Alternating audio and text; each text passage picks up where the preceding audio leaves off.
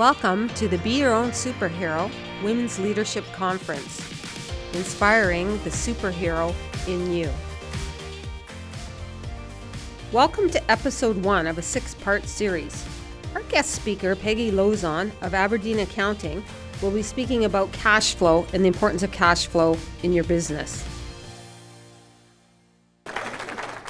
As someone who does small business consulting and accounting, I'm on the other side of that wall where I do know a lot of people's private hopes and fears and terrors and the good times and the bad times, and it's not easy. And often we are putting forward our public face, and it does take a lot of courage, a lot of creativity, and a lot of persistence to be a female entrepreneur. And when I say business owner or entrepreneur, I'm including all the not-for-profits, all the people who are doing good things in this community, either for your clients, for your community, or for your cause. So that includes everybody in this room. So really, you are all superheroes. I just want to really acknowledge that. So I wanted to talk a little bit about, just for starters, one of the things I did once I got to the Sioux is I had started my MBA in Toronto at York University, but when I came up here, I had the opportunity to finish it through Cape Breton University. They came here and delivered it. And I did my master's degree research on self-employed women in this community. I wanted to see specifically how well, I kind of know anyway because I am, an accountant and I do see the numbers, but I wanted to see, were women thriving in their businesses or were they just surviving? And were there any particular things that helped or didn't help in terms of being more economically secure? Because I really feel that for us to be at our best, we need that security. We need to feel that we need to have our own economies. So I interviewed a lot of women, a lot of lovely, lovely women, and a common overarching theme was that women are passionate about what they do. I had a woman in her late 60s say, "I'm not ready to retire, no way. All my friends are talking about retiring. I don't know why I'm not, that's just not who I am." Other people said, "I know I do this for free, I love it so much." And then I'm just gonna read you one I feel like this quote sums it up for a lot of people. "And I'm sitting in there by myself. I work long hours and late, and sitting and crying at how stupid am I. And the other day I look up and I go, oh, I love this so much." I think that's a lot of us every day, right? So another thing that came out of it is that most women, when they start their own businesses, are looking for what needs to happen in our community. So Phoenix Rising, obviously, there was a need. Actually, my mom was one of the founders, and when she passed away, she had all the donations go to Phoenix Rising. So it's a cause very dear to my heart. Anyway, so I think that there's this thinking about what's the circle of care? Who are we looking after? Our clients, our customers, our community, the cause that we've started, and I also feel that. When you think about that circle of care, it's really important that you yourself are in your own circle of care. So while you're taking care of business, your business needs to also take care of you, and I think sometimes we forget that part. So if it needs to be supporting you financially, so we're back to the be your own superhero. Let your business be a superhero for you, for your family, for your economy as well. And so that was the other thing that came out in my research was women were very satisfied for the difference they made in their communities, but often less satisfied with how well the business was supporting them. So if you are struggling, you're not alone. It's pretty common. So to me, it's really important that we are economically secure and have our own economy. So I, again, was sort of searching for, are there any magic ingredients? Is there anything we can do? And there are, of course, quite a few, but I'm just going to kind of offer one sort of thread that came out of this that I think is actually really key, and it starts with 2 women researchers in a board game called Boggle.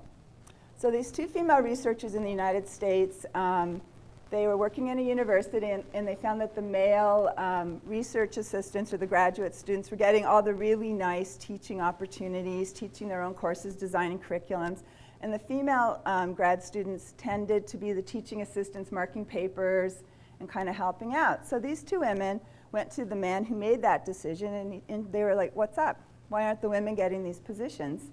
And he said, "You know what? I'm open to anyone with a good idea and a good course. I'm open to hearing it. I'm open to giving it a try, but it's really simple. The women don't ask." And these two women thought, could it be that simple? So they designed a research experiment. So if we're doing this research experiment, I'm the experimenter, and you guys are the participants. So you'd come in one-on-one, and all you have to do in this experiment, you don't know what the experiment's about. You're just here doing the research. You're asked to play 4 rounds of Boggle, which is a Milton Bradley board game. You don't have to win. You don't have to lose. You don't have to play well. Just play 4 rounds of Boggle. And at that point, at the end of 4 rounds, you will receive between $3 and $10. So that's what you know about the game. So at the end of the 4 rounds, the researcher does something very soft. They just say something like, here, Catherine, here's $3. Is $3 okay? So not even like really a hard position or anything. And you probably already know the answer. Who do you think asks more often for more money, men or women? Okay, do you think men ask 50% more often? Twice as often? Any wild guesses? Double? Okay, 9 times more often. 9 times more often. Yep. And then they also wanted to kind of parse out whether younger women, maybe this is generational. Maybe the generation that was raised by single, stay-at-home moms, has kind of been enculturated into being more passive. Maybe we're outgrowing it as a culture. Maybe this isn't going to be an issue in, the next 30 years. So they looked at the results in terms of younger women and older women. And does anybody have a guess of whether that made a difference with your age? Yes. Do you think younger women ask more often? Yes. They ask less often. Less often, yes. That.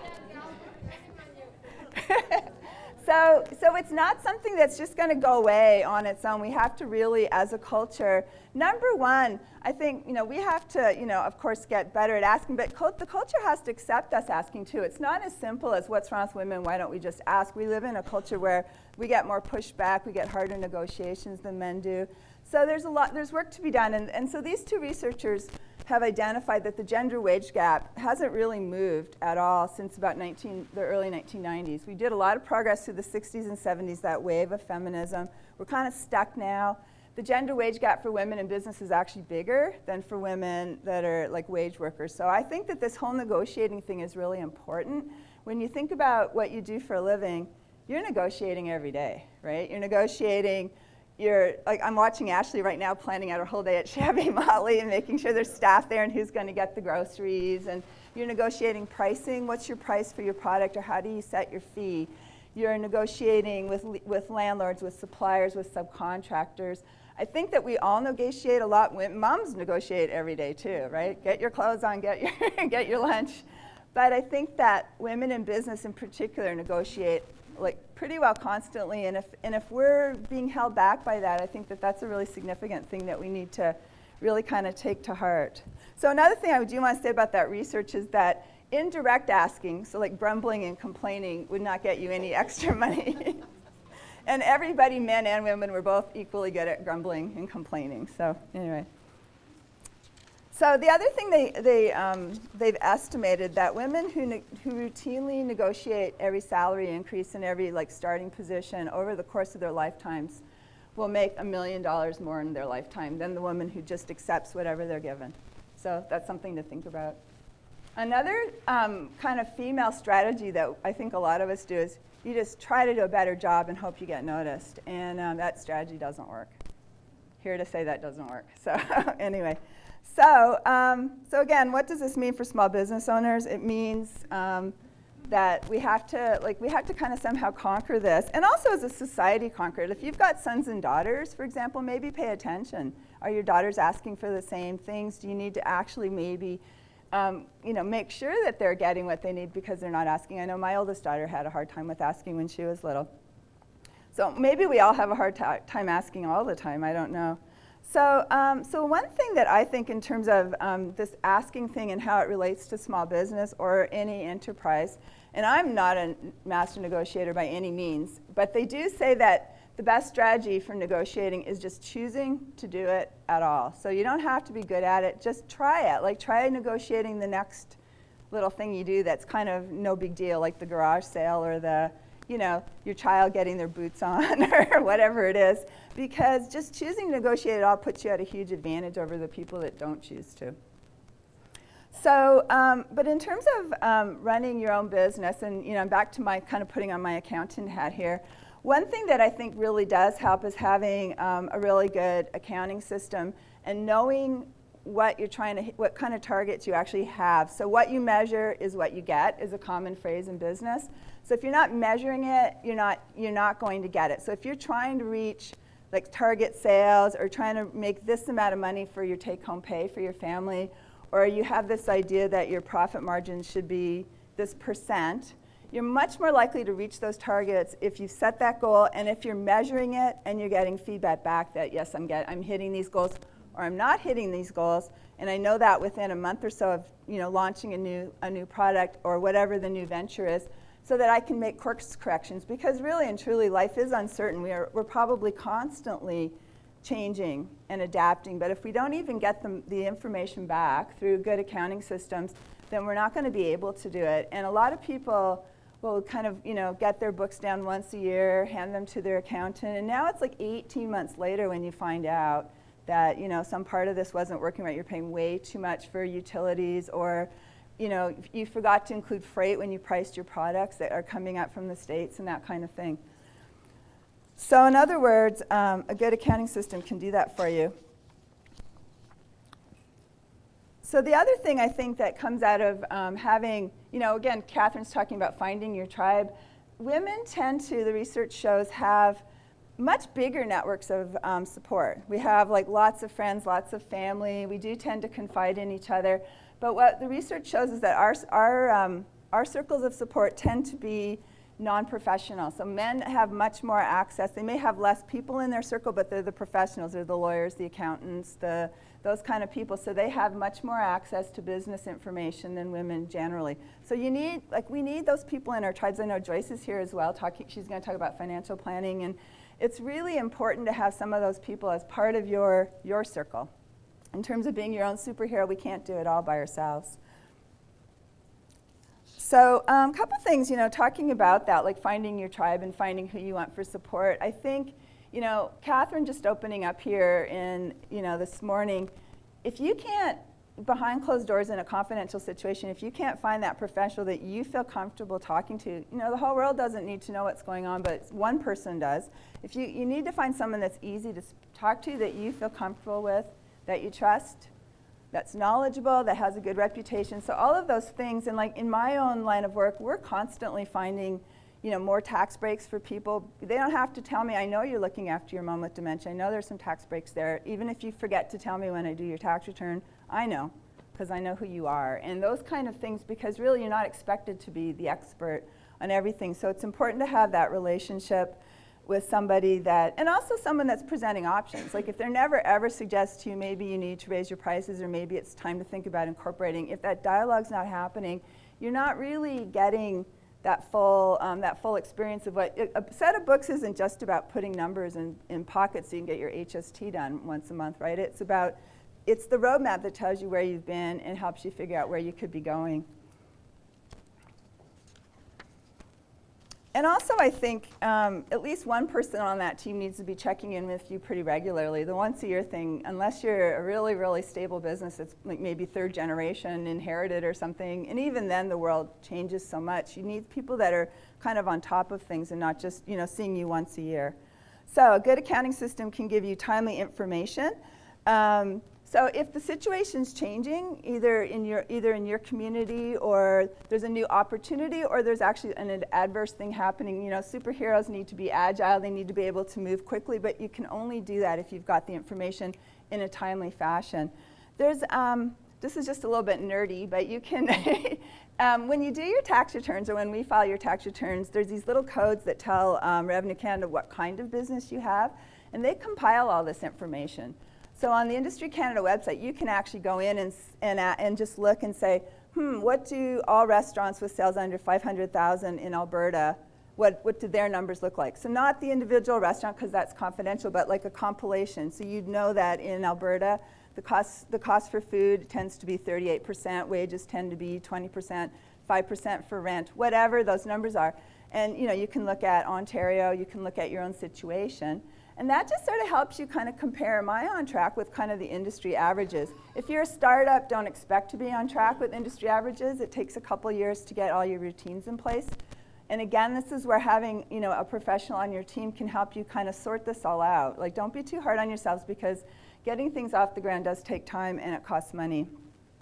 So another thing that's really important, depending on your kind of business, obviously, is staying on top of the receivables. So if you have really good systems in place, you always know how much people owe you, and you can follow up quickly. If you can't get that money in 30 to 60 days, it gets a lot harder. And sometimes you lose track of who owes you money, and that's, you know, there's your lifeblood. You can't cut that off.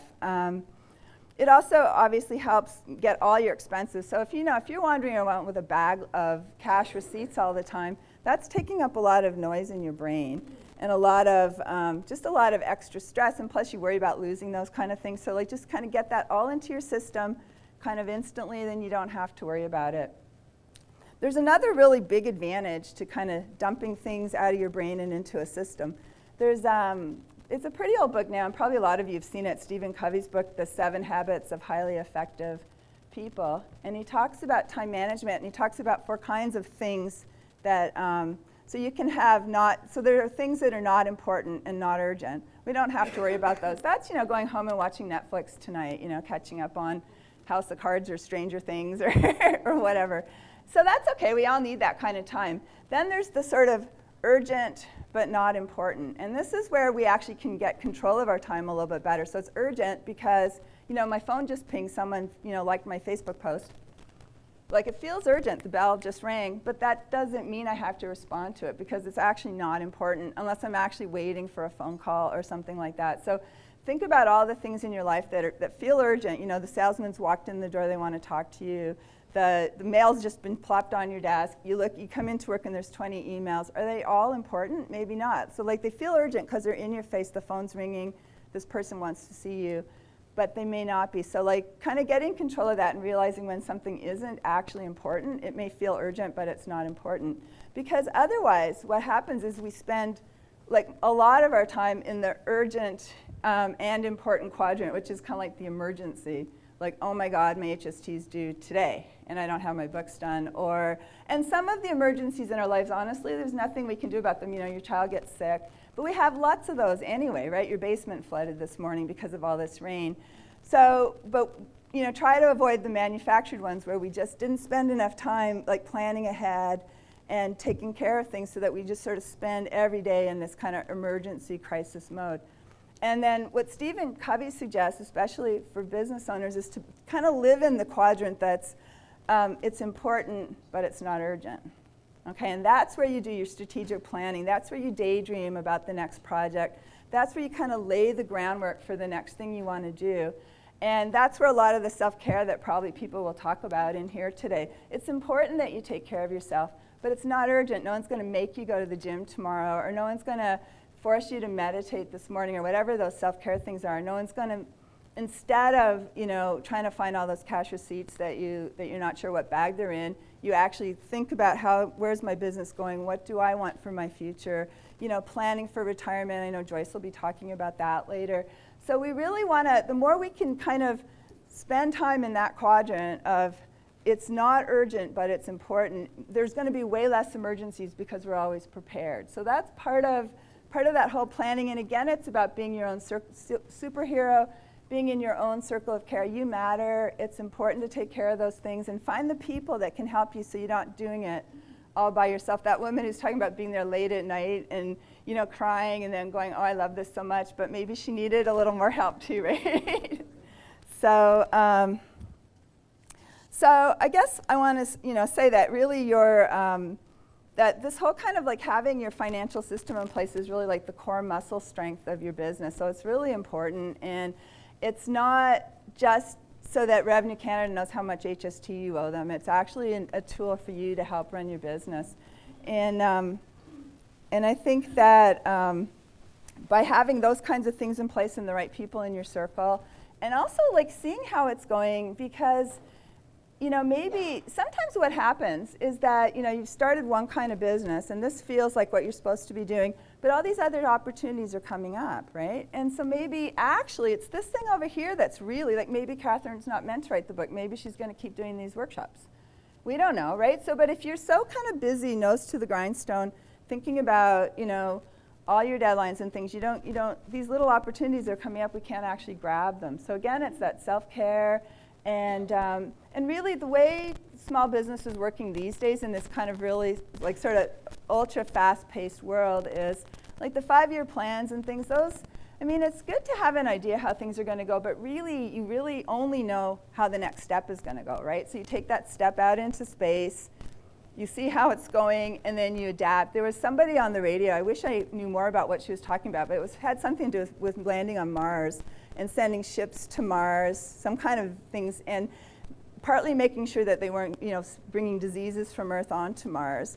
And the interviewer kept saying, well, what about the 3rd landing and the 4th landing and the 5th landing? And she goes, we're only looking at the next landing. We never look past the next landing because we don't know what to expect on this next landing. And once we see what happens, then we adapt.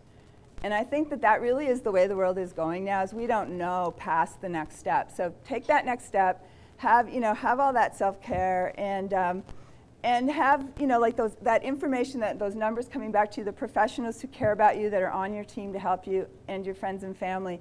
And I think that that's really the key. I'm just going to read a couple little quotes here.